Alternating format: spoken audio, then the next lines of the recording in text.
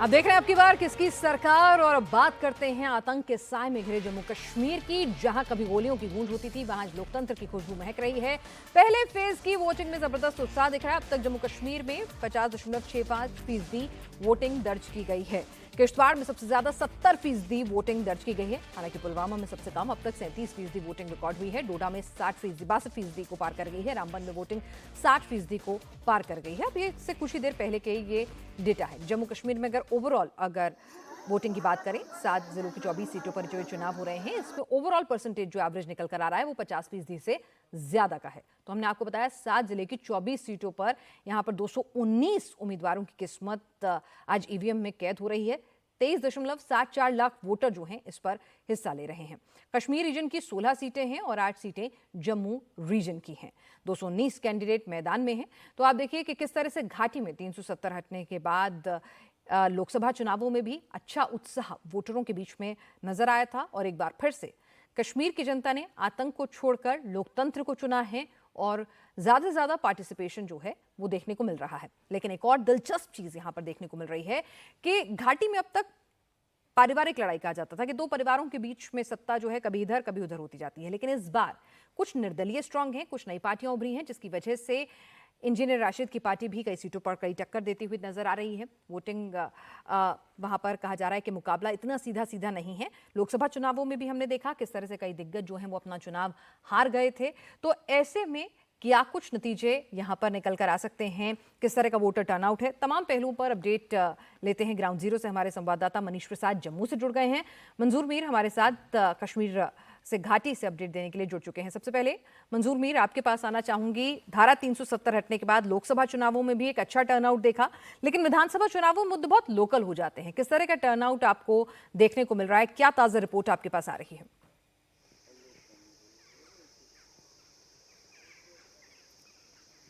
देखिए पिनाज, साउथ कश्मीर की जो 16 सीटों पर जो आज मतदान हो रहा है, हर चुनावी क्षेत्र में एक खूबसूरत और रंगीन तस्वीर देखने को मिली।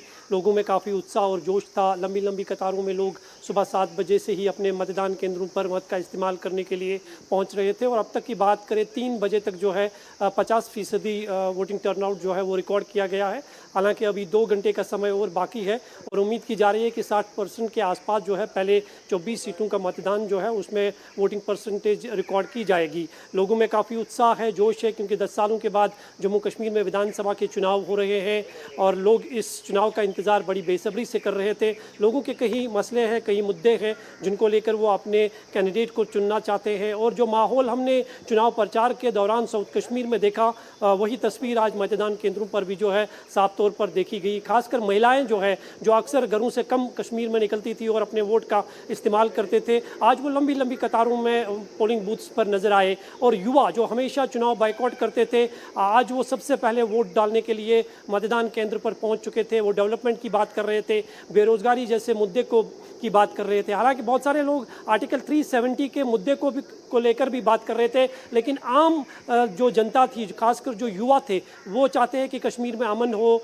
शांति हो, बेरोजगारी खत्म हो जाए, डेवलपमेंट हो। वो विकास के नाम पर वोट कर रहे थे। तो यह अपने आप में निसंदेही एक कश्मीर की बदलती हुई तस्वीर आज पूरे मतदान केंद्र में जो है साउथ कश्मीर में अलग अलग जिलों में देखने को मिली। लोगों में काफी उत्साह और जोश था। बिल्कुल पार्टी अपने हिसाब से कुछ भी नैरेटिव बनाने की कोशिश करें, लेकिन आवाम को यह समझ में आ गया है कि पत्थर और आतंक से नहीं बल्कि बैलेट से मजबूत सरकार चुनकर ही उनका कुछ फायदा हो सकता है।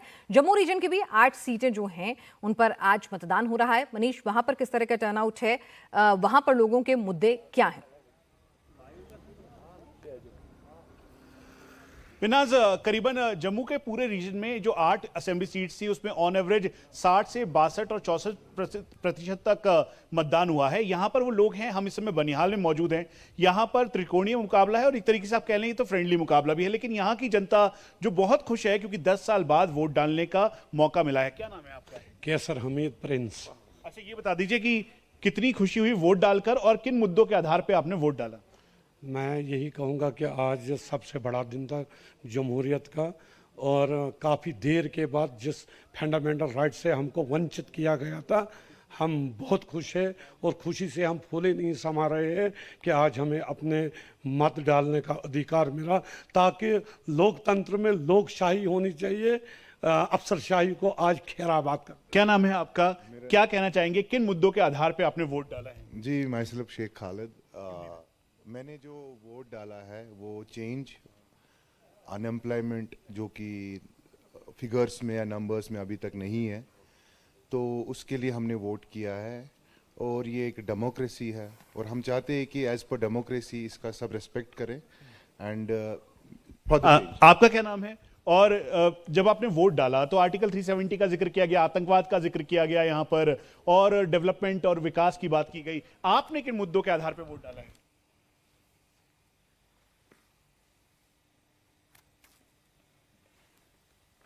मनीष, आपकी आवाज नहीं आ रही है हमें ठीक से, हम आपके पास दोबारा लौटेंगे।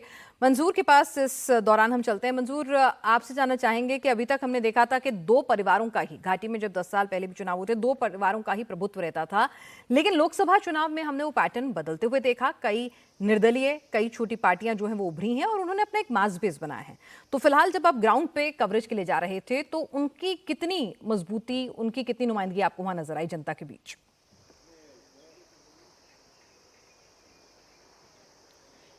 देखिए बीना, इसमें कोई दोराय नहीं है कि आर्टिकल 370 हटाए जाने के बाद जम्मू कश्मीर के हालात काफ़ी हद तक बदल गए हैं और लोकसभा चुनावों में उसकी तस्वीर साफ तौर पर देखी गई कि किस तरह से लोगों ने बढ़ चढ़कर चुनावों में हिस्सा लिया और उसका असर जो है विधानसभा चुनावों में भी साफ तौर पर देखा जा रहा है। पहले नेशनल कॉन्फ्रेंस, पीडीपी, कांग्रेस और बीजेपी जैसी पार्टियाँ जो है वो चुनावी मैदान में होती थी, लेकिन इस बार जो है कहीं नई पार्टियां वजूद में आई है। इंडिपेंडेंट कैंडिडेट्स काफ़ी तादाद में चुनावों में हिस्सा ले रहे हैं। खास बात यह है कि जमात इस्लामी के एक्स मेंबर्स जो कल तक चुनाव बहिष्कार के साथ थे, चुनाव बहिष्कार का ऐलान करते थे, लोगों को चुनावों से दूर रखने की अपील करते थे, उनके एक्स मेंबर्स भी आज चुनाव लड़ रहे हैं। ये निसंदेह ही कश्मीर में एक बहुत बड़ा बदलाव देखा जा रहा है और जिस तरह से लोग अब बहिष्कार को छोड़कर लोकतंत्र पर विश्वास जतला रहे हैं और खुलकर बाहर निकलकर अपने वोट का इस्तेमाल कर रहे हैं, उससे जो पुरानी यहाँ के जो क्षेत्र दल है उनके लिए जीत आसान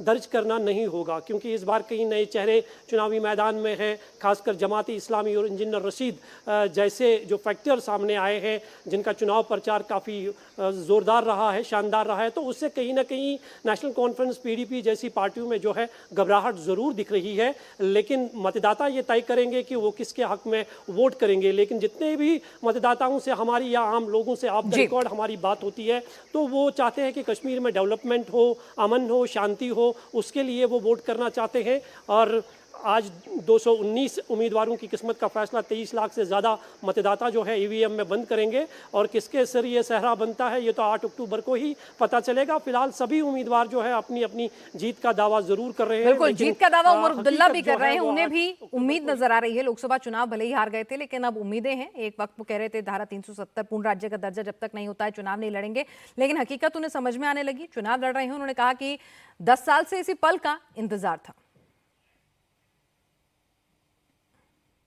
अब 10 साल से हम इस दिन का इंतज़ार करते आए। हमें तो समझ में नहीं आता कि 18 के बाद हमें इतनी देर जमहूरियत से अलग क्यों रखा गया, हमारा हक हमसे छीना क्यों गया। मुद्दे इस इलेक्शन में बहुत हैं। हमने कोशिश की कि मुद्दों के हवाले से हम लोगों से बात करें और उन्हें बताएं कि अगर 5 साल के लिए उन्होंने हमें अपनी कीमती वोटों से नवाजा तो हम उनके लिए क्या करेंगे। और 8 अक्टूबर तक इंतजार करेंगे, लेकिन अभी तक जो रिपोर्टें आ रही हैं अच्छी आ रही हैं। तो जो अभी नहीं निकले उनके लिए मैसेज कि निकले, बाहर आए। इंजीनियर रशीद साहब ने अपने ऊपर पर्दा हटा दिया है। उसने खुद कहा है कि उसके दरवाजे किसी के लिए भी खुले हैं। मतलब ये कि कल को अगर ज़रूरत पड़ेगी तो वो बीजेपी की मदद करेगा। इंजीनियर रशीद साहब अब जमात के साथ इलेक्शन मिल के लड़ रहे हैं, तो जाहिर सी बात है अगर इंजीनियर रशीद साहब के दरवाजे बीजेपी के लिए खुले हैं तो जमात के भी दरवाजे बीजेपी के लिए खुले हैं। ये अपने आप में एक चिंता है और लोगों को इस पे सोच के अपना वोट इस्तेमाल करना चाहिए।